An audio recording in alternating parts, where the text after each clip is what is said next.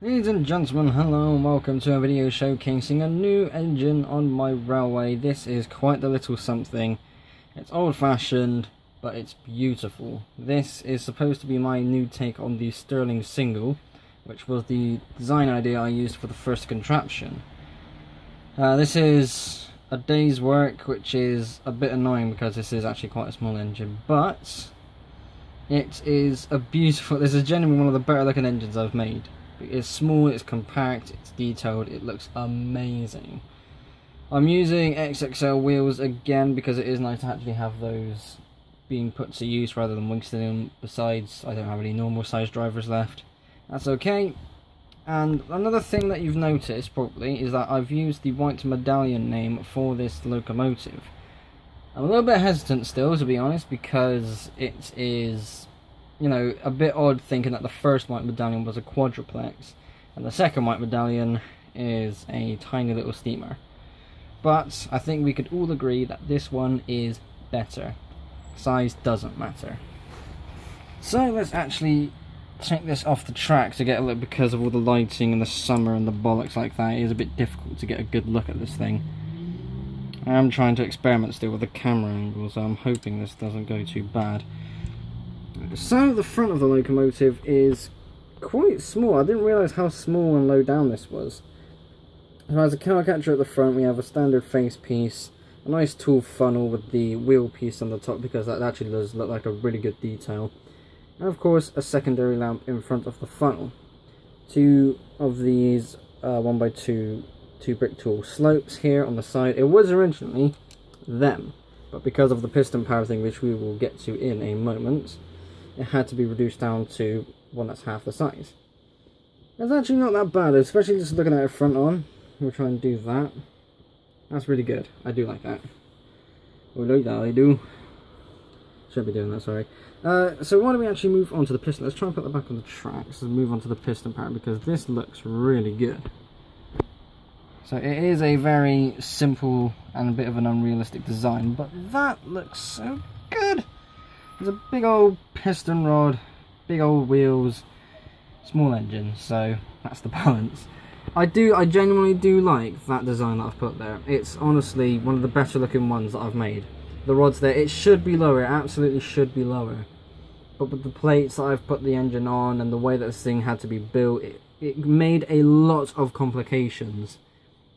Because the original way I wanted to do it was to copy the contraptions method, where these wheels would be blind instead of flange. There would only be one pair of wheel there, but you can see there's two. And that wouldn't be swiveling with a little Technic rod. It would actually be in the centre like that, using the 4x6, like the coach tile piece that you used. Actually, that's it. Just swivel like that. It doesn't have that secondary movement.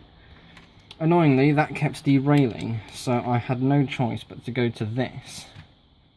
I could have made it a little bit longer to add a third pair of wheels, but that thing, that looked a bit silly, so yeah, had to go with that.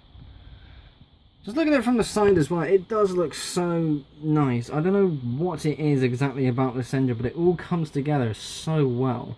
I absolutely love this. That front section, I just like looking at that front section. It's so well made. I'm so proud of myself with this thing. I don't know if you can tell with the tone of my voice. So the wheel I'm going with is the Box Pock one that I used on the Emerald Champion. Box Pock is the design of the wheel that you see there. The standard driver wheel that you see used, made by Lego, and is used on like pretty much every other Lego train, has all these lines going through the centre of the wheel basically. Those are called spokes, and that is a lot more common basically. But the Box Pock design here looks a lot more sophisticated. It's different, it's more formal to me, so I love this more. And of course the other wheels I had were the disc wheels on the previous white medallion, so this obviously beats that. And again, it looks so good. Oh my god, it's amazing. Let's move on to the cab itself now, because I'm actually very happy and quite excited with how the cab was made. So again, this was supposed to be something that was a lot shorter, again with the whole engine having to be a little bit smaller. It only had one of these fence pieces to act as the door, and I had these 1x2 sort of tall pillar pieces but ultimately that didn't happen.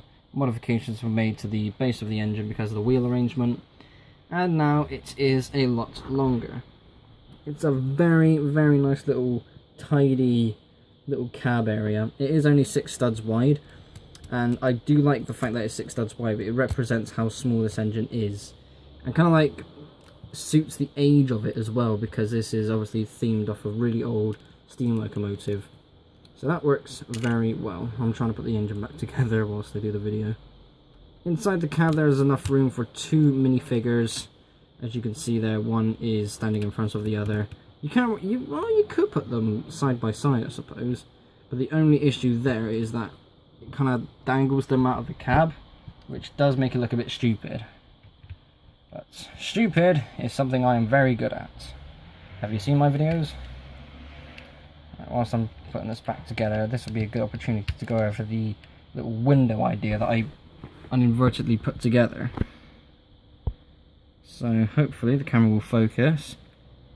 That didn't work at all. Right, so actually let's take all that back off. Gimme.